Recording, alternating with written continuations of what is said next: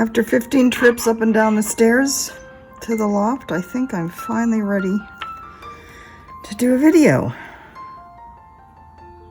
You guys ready for a little bit of a stitch with me?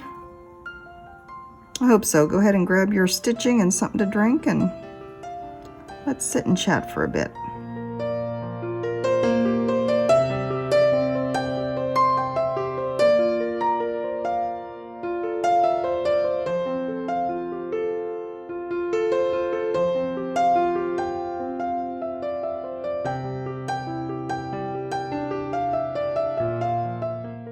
So good morning, everybody. Jan Hicks of Jan Hicks Creates here, coming to you with my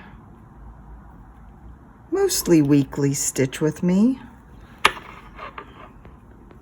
I'm not as consistent as I would like to be, but mostly 1, 2, 3, 4, 5, 6.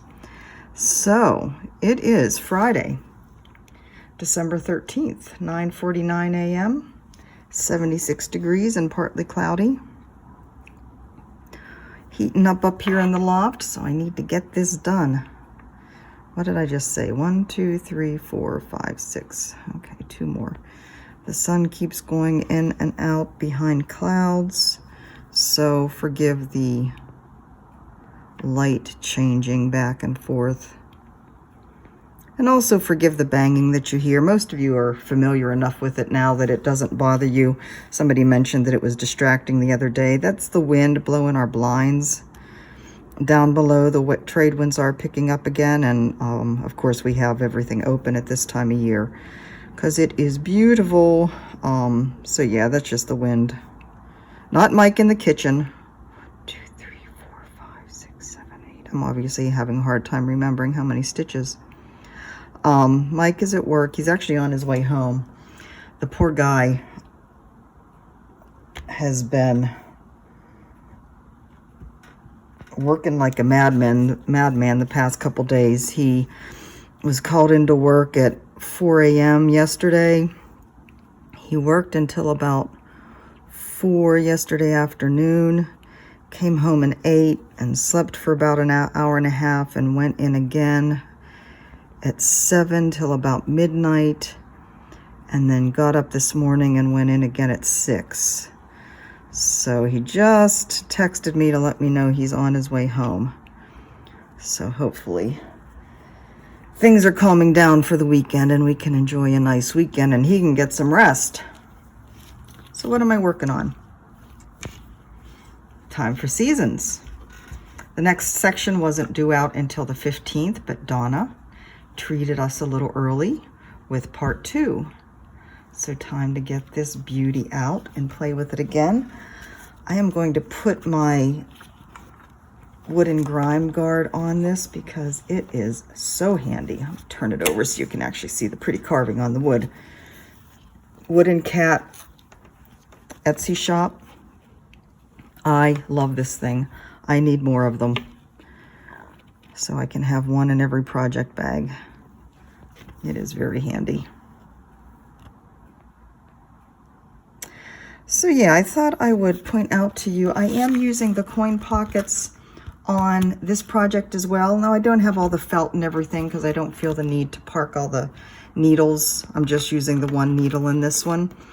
These are the smaller pockets than the one I'm using in Farewell to Anger. If you watched my video that I put up yesterday of how I organize my floss for full coverage project, that page protector had, or coin pocket holder, had 3 across and 4 down, and this is 4 across and 5 down. So the pockets are slightly smaller. I'm finding it's okay for just one, just one little bit of floss. It's a little bit harder to get my little fingers in there, but not too bad. I do have the flaps still on these. Judy had suggested that I cut the flaps off of the big pockets from yesterday, and I'm afraid if I do that the floss will fall out because the pockets are, they're stuffed pretty full of floss, so they're like expanded a little bit. And so I'm afraid if I don't have the flaps on, and I should happen to turn the notebook upside down, that some of the floss would fall out, and that would be annoying. But I do feel like I could cut the flaps off of these ones. The pockets are still kind of tight enough. There's enough like of the plastic sticking together that the floss isn't going to slide out. So that would certainly make this a little bit more easier to use. But right now it holds, like, it has enough room for every single color that I need for the first couple sections here of the project. I have a feeling as we get into the other seasons and add, there's going to be other colors added, so I will need to expand to more sleeves. And I do have more sleeves in that size. The first package of sleeves that I got, because I was not sure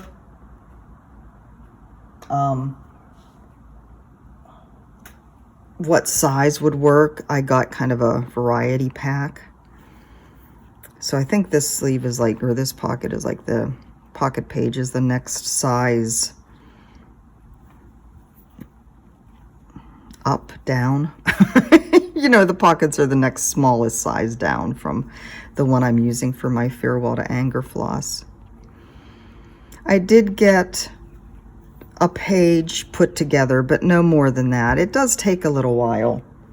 And I have to say, I'm missing one of the colors.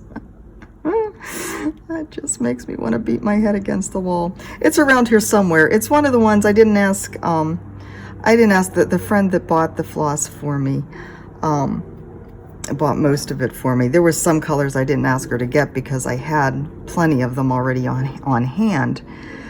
And this was one of those. And I looked in my inventory and it doesn't say that it's, I mean, I pretty much took all of my DMC out of all of my projects so I could keep them in, have them in the main inventory, especially as I'm, you know, getting these full full coverage projects kitted up, and kind of moving into this different way of managing the floss. Hold on, I'm trying to see. One more, two, and then a one.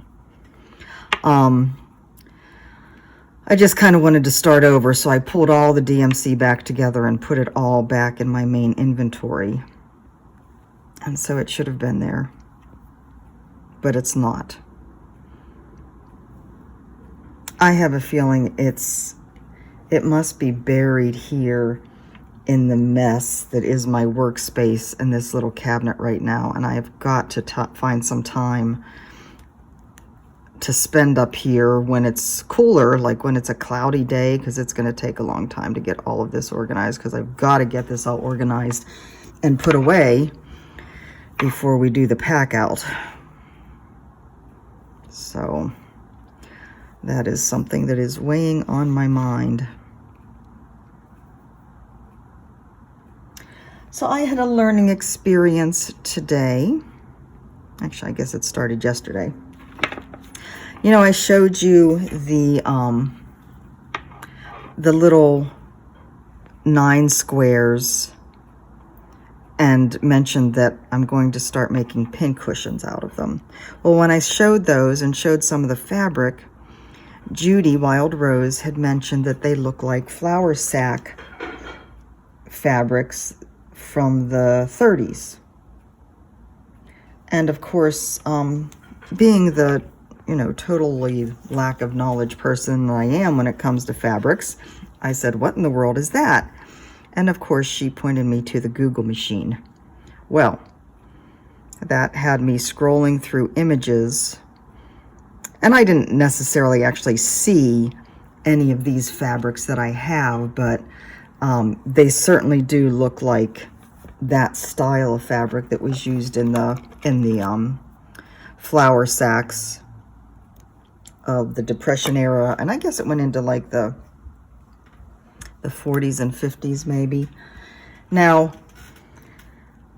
these squares might have been made by my grandmother. They might have been made by my grandmother's neighbor. She was an avid quilter. But this is definitely something that was in my family, passed down. Somehow it ended up in my mother's stash, and somehow, and of course, that means I got it. And of course, I didn't know what I had until Judy mentioned it. And it's really quite fascinating to discover the history of something like this, that to me, it was just some kind of fabrics that they had, leftovers from whatever they might have had to make dresses. My family sewed all of our clothes when I was a kid. In fact, I remember being absolutely thrilled when I would get hand-me-downs from my cousins. They were the rich people in the family.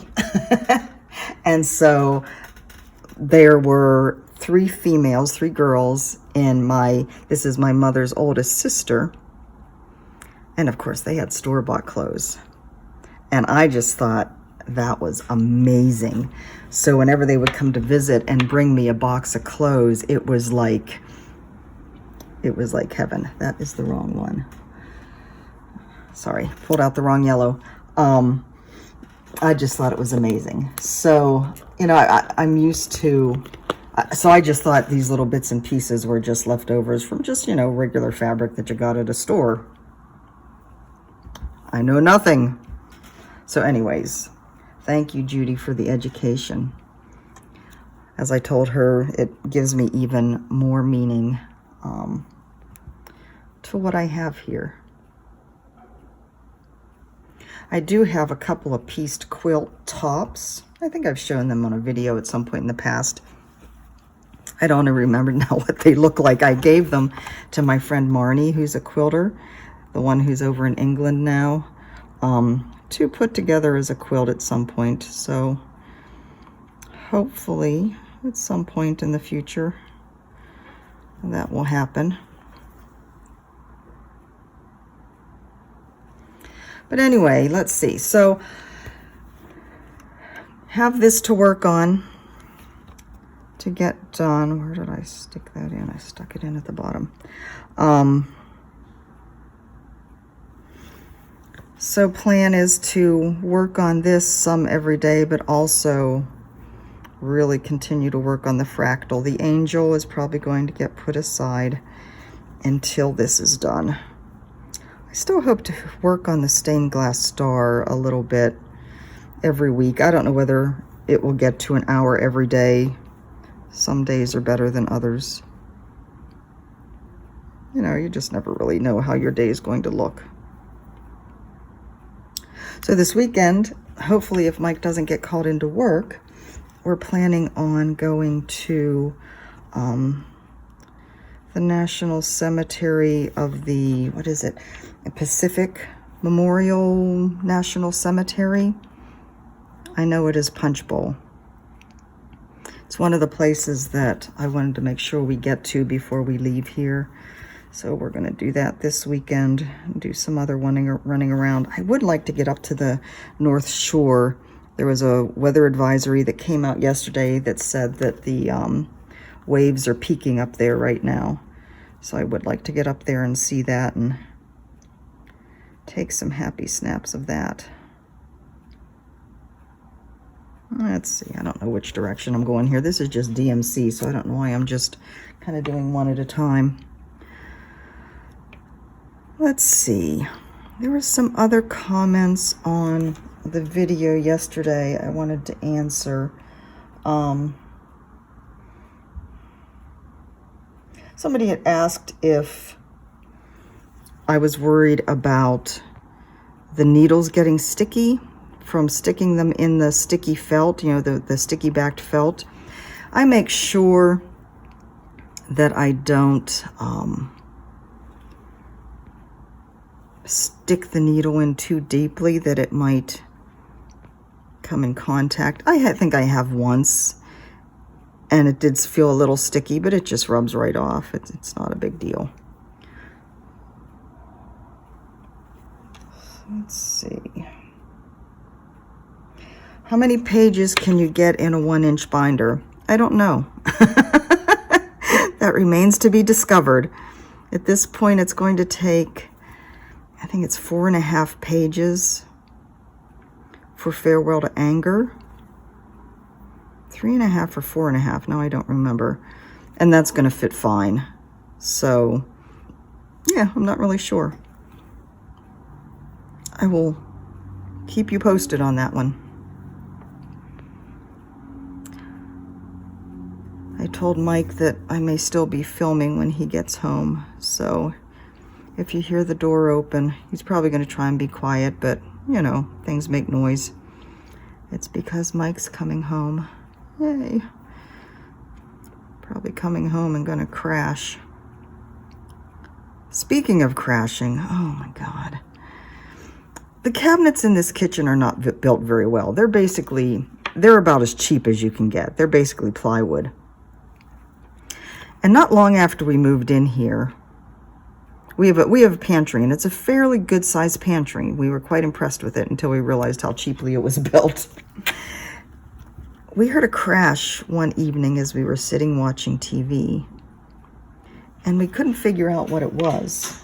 And, you know, we're looking all around at, you know, up here in the loft, in the bedroom. Did the cats knock something over? Hello, dear.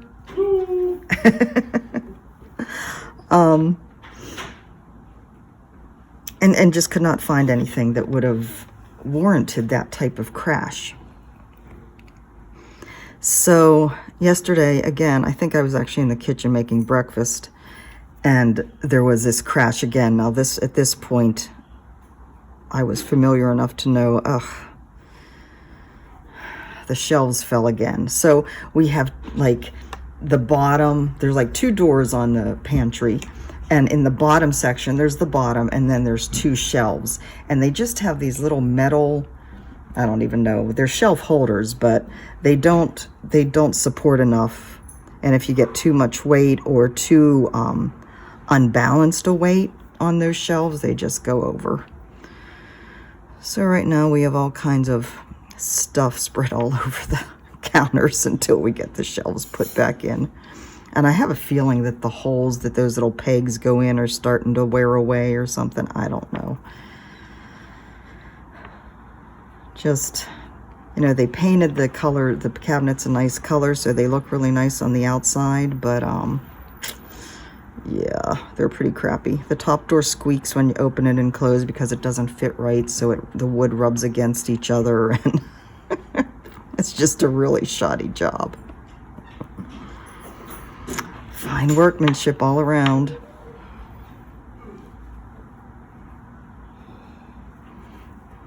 I think somebody's tired. Like, you. yeah, I checked my hours, so I did 14 and a half yesterday and 3 today. Oh, wow. I think that's enough. I'm at 47 for the week. Oh my goodness, yeah. And you better not get called in this weekend. Yeah, well, we're hoping. Yeah. So let's see. That's kind of what's going on around here. I did want to share something else with you, though. I'm going to finish out this row. So, you know, we started talking about the Pincushions, and I showed you that book, and I talked about, you know, or I showed you both of the books, and I showed you the little squares. I couldn't get the squares out of my brain, and like I said, I had the batting. I could not stop thinking about putting these things together and what would it entail, and of course, you know, I'm a total newbie at this kind of stuff. But I made my first pincushion. Now, it is not fully stuffed yet. I kind of want to get some walnut shells, some of the ground walnut shells, because I like the idea of them having some weight. I did do the sew all around, and then I'll stitch it closed, because I think that will be easier and kind of neater and cooler for me to do than do the whip stitching on the edge. I did do a little bit of quilting to attach the batting. There's batting underneath this layer. And I used, and of course, I don't really care what the standard thing is to use, I guess. I have all these colors of flower thread, the Ginny Thompson flower thread. And I was like, you know something? It's cotton. I'm going to use it. So that's what I used to just stitch the little quilting stitches and attach the batting. This isn't the best ironed open square, but again, it kind of has the charm of the maker, which was probably my grandmother. So I'm kind of happy with it. I said, I still have to stuff it some more, and I might get some ground walnut shells, but I do have a question for you. I'm kind of thinking about attaching, I have this whole thing of buttons that were also my grandmother's. Did I ever tell you the story about my mother and buttons? She hated to see a container of buttons like this. Don't know why. It just really disturbed her for some reason. I guess kind of like me and crowns. But, or clowns, I'm sorry. But yeah, so I have all these buttons. So I thought, well, what if I put a button in the middle? So I pulled out that one, and I pulled out that one.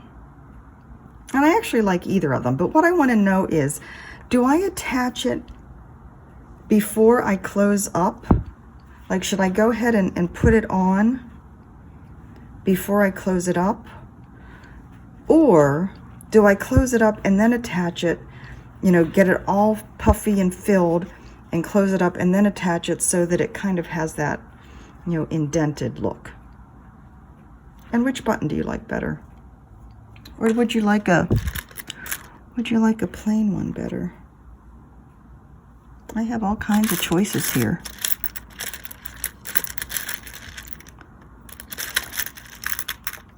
Just a plain gold one. I think that's a little too plain. Anyway, let me know what you think. How I should do this, because like I said, I'm clueless. And what type of button you think would look best. I have so many of these. I mean, there's going to be a lot of pincushions in my future. And probably some that will be given away once I feel like I really know what I'm doing. So these are the ones that I think she was saying are the flour sack. Really, pretty much any of these are the flour sack fabrics. And for those that don't know, the flour sack fabrics, what they did, so whenever in the old days, your dry goods would come in sacks. And during the Depression, women would use the material. It was basically free material. People would use them to make clothes. And so many of the companies kind of took advantage of that and started printing fabrics, making their sacks out of printed fabrics. So, and I think that what I read said that it took a couple of these sacks to make an item of clothing. So it kind of guaranteed multiple purchases from a person because they would need to get more of the fabric, right? Isn't that cool? I just find that fascinating. So probably most of these like I said, I didn't necessarily see any of these identical fabrics when I was looking through the images, but it's the same one as this one. But they were certainly similar enough. I might have actually seen this one, that I could see pretty much any of these being flour sack, which I just think is fascinating. Anyway, let me know what you think, how I do this, and what button works the best. Until, let's see, so I'm not going to film any video this weekend. I hope to have some interesting pictures for you next week. Monday we'll be putting a kit together. How to do that, what to think about when doing that. So that is all for me today. Until I talk to you again, have a fantastic weekend, and I will talk to you soon. Bye-bye.